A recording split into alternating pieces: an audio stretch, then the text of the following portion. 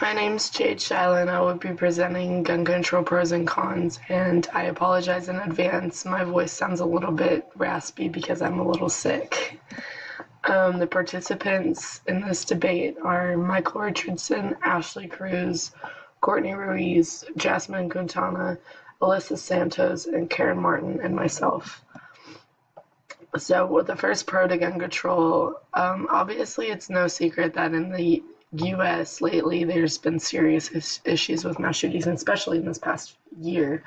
But there's always been an issue compared to other countries, whether it's in a school, a movie theater, a nightclub, or even a place of prayer. It's a tragedy that definitely needs to be stopped. Policies in favor of gun control, such as universal background checks, would help keep guns out of the hands of the wrong people. Well, there already are background checks, but maybe to make them definitely more thorough, to make sure that the person trying to buy a gun doesn't have the intention of shooting a mass of people. And more than 90% of Americans are in favor of the universal background checks. And then the Second Amendment con to gun control. The Second Amendment states a well-regulated militia, I can't pronounce that word, I'm sorry, being necessary to the security of the free state, the right of people to keep and bear arms shall not be infringed.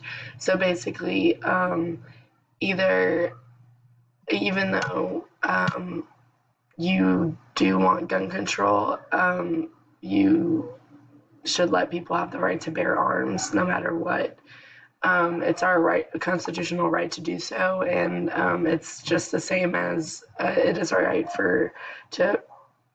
to free speech and religion, and the other amendments remain untouched. The next pro to gun control is, well, you need definitely raising the age to buy guns. I think that's one of the most important ones, because you can already be 18 to buy a handgun, and it definitely should be raised to at least 21. Senators are working on that, and to restrict people under that age to be able to buy a AR-15. Raising the age to purchase handguns or any type of gun would reduce the amount of murders, school shootings, and mass shootings in the United States by just hiring the age from 18 to 21 would definitely help a lot.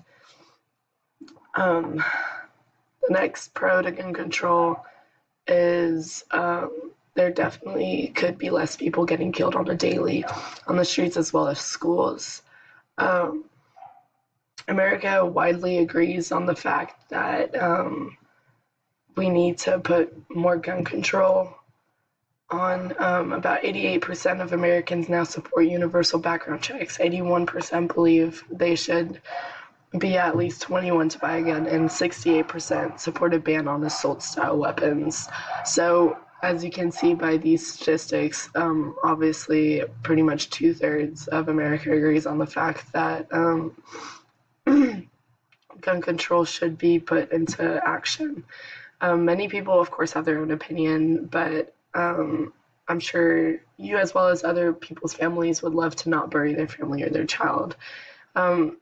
Obviously, a lot of families in America, of course, well, not a lot, but some families, of course, believe that you should be able to bear arms, and which is true, and be able to keep a gun for your own safety. But then again, I feel like as soon as a family would be that is pro guns, if they have a family member that is affected by a mass shooting or anything, I feel like that would set them into a different perspective and realize that maybe it's not the greatest thing to have around.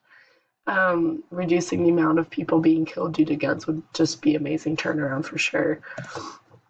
So the next con to gun control is that it isn't the gun control laws that reduce crime rates, it's gun ownership.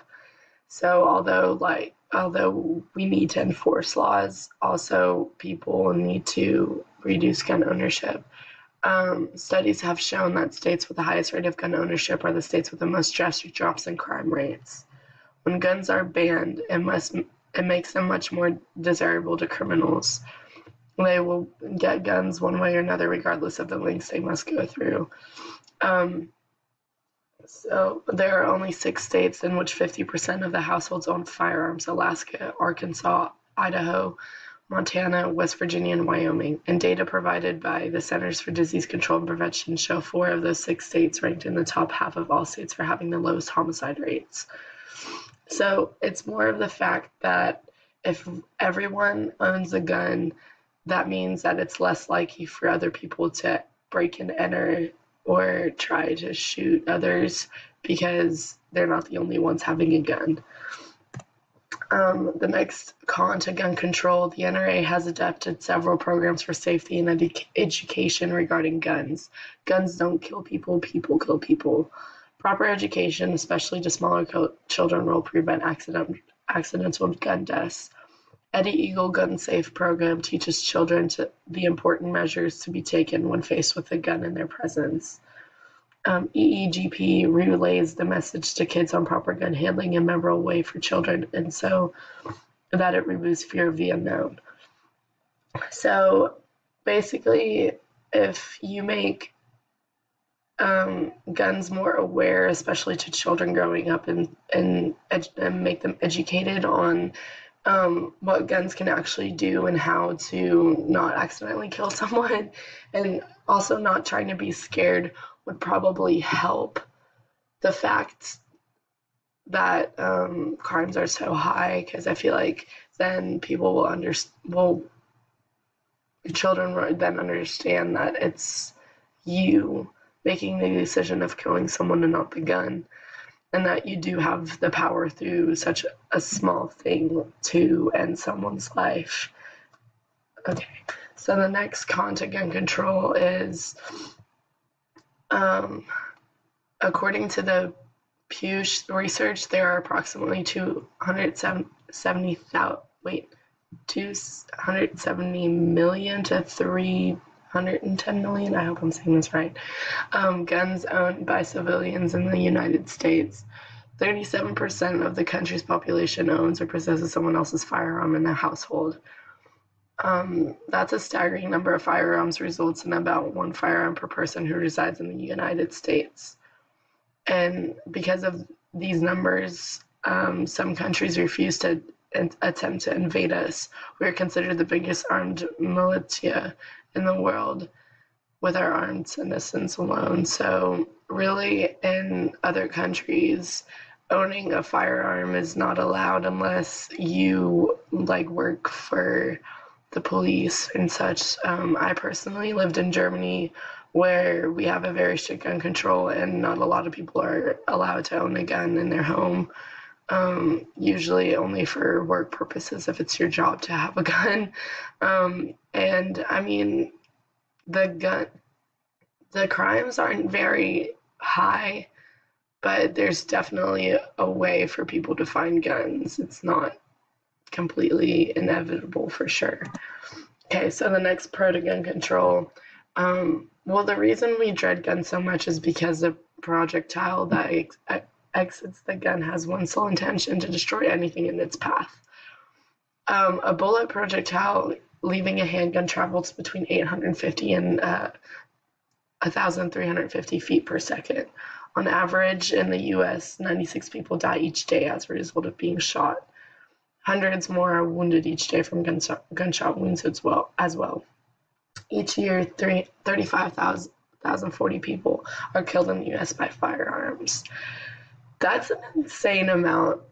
I mean, imagine 96 people die each day as a result of being shot. That's just a very shocking number for sure. And also almost 40,000 people are getting killed just by guns. So, I mean, definitely that number could be brought down by a lot. So the next con to gun control is, while we focus so much on gun control because it kills so many people in the United States, approximately 37,000 people die on U.S. roadways each year. This means roughly 101 people die each and every day on the roadways. 2.35 million more people are injured in car crashes each year. We talk about protecting our youth from gun violence. However, 1,600 children under the age of 15 die each year in vehicle crashes. 8,000 people ranging from 16 to 20 are part of 37,000 killed. Why does no one want vehicle control? Which is a very good point, because if we talk about gun control and so many people being killed by guns, there's so many other things that can kill you. Um, yeah, cars can kill you, like everything that we don't really think about. Like, there's so many things that can just kill you that we use every day. And that's one of the factors that's just not included into it, and that we don't really think about. And just because gun control has been such a big topic in this past year because of all the mass shootings, no one really mentions all the other things that kill people. Even natural disasters, even the earth that we live on can kill you. So if you just think about that. Um, Gun right activists believe banning guns will be the solution to reducing the deaths of innocent people and stopping mass shootings. In the United States, the drug cocaine is completely illegal. However, in 2015, individuals aged 12 and older were surveyed, and 38,744,000 admitted to using cocaine at least one time in their life. Am I saying that right? Of those surveyed, 4,828,000 admit to using it that past year.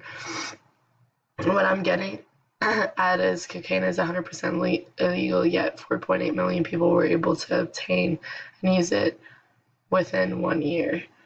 So basically, if we ban guns, the good law-abiding citizens lose their advantage against criminals who will still obtain and possess firearms regardless of what the law says. So many things in this country are illegal, whether it's drugs or whatever, and people still find a way to get to it, and it's always going to stay that way. The black market is a very active market, and it's not very hard to get what you need if you really want it enough.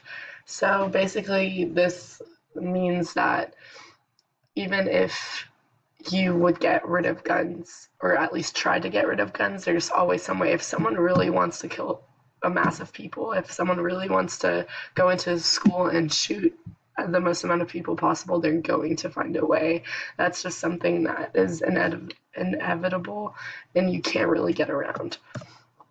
So the conclusion is, while the issue of gun control is ever growing and plagues the country with divisiveness, there are many ways for this issue to be met in the middle, ensuring that responsible gun owners may continue their ownership and use, but that future gun purchases are carefully and thoroughly processed through background checks is the compromise both sides should seriously consider. After all, change and progress can be made through compromise. So really, either way, if it's pro or con, and if we want to get rid of guns or we don't, there's always going to be a 50-50 divide. There's always going to be one person that says, no, I want guns, and the other person to say, no, I don't want guns. So maybe we just have to meet in the middle and find a way to just reduce the most amount of deaths by guns in any way. And that would be all for our PowerPoint presentation and debate on gun control. Thank you.